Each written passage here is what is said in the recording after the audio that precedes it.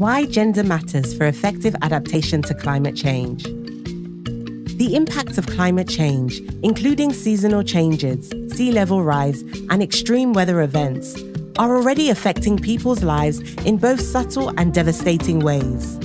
Adaptation to climate change is the process of building the resilience of communities, ecosystems, and economies to these impacts. It requires action at all levels, from individuals, governments, and the international community. For adaptation to be effective, it's important to recognize that the impacts of climate change affect different people in different ways. How they are affected depends on where they live and how they earn their livelihoods. In many contexts, it also depends on their gender. Women, men, and non-binary people often play different roles in their households and communities. They also have different access to resources and opportunities.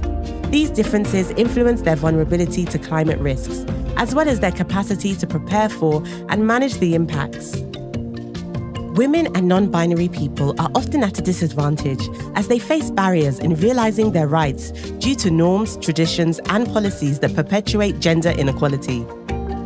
Other forms of discrimination, for example, based on race, being indigenous, or having a disability, also play a role in making some people more vulnerable than others to the same climate impacts.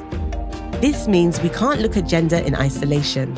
A gender-responsive approach is intersectional, recognizing that people have multiple identities that shape their experiences. A gender-responsive approach focuses on three things: who matters, who decides, and who benefits. The answer to the question of who matters is, of course, everyone. Everyone matters when it comes to managing the impacts of climate change. This means that investments in adaptation must be designed to meet different needs, taking into account people's gender and their social status.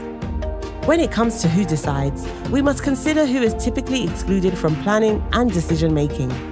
A gender-responsive approach brings diverse voices to the table, recognizing the value of their knowledge and their potential as agents of change. Without careful attention to gender and social dynamics, there is a risk that adaptation investments actually reinforce existing inequalities in wealth and power structures, rather than benefiting the most vulnerable people. Adaptation is effective when it is equitable, providing opportunities and benefits for all people. Governments, private sector actors, civil society organizations, and communities around the world are ramping up efforts to respond to the impacts of climate change. We have an opportunity to ensure that these efforts also generate progress towards gender equality. To make this happen, we need a gender-responsive approach to adaptation. This is the only way we can build families, communities, and societies that are resilient to the impacts of climate change.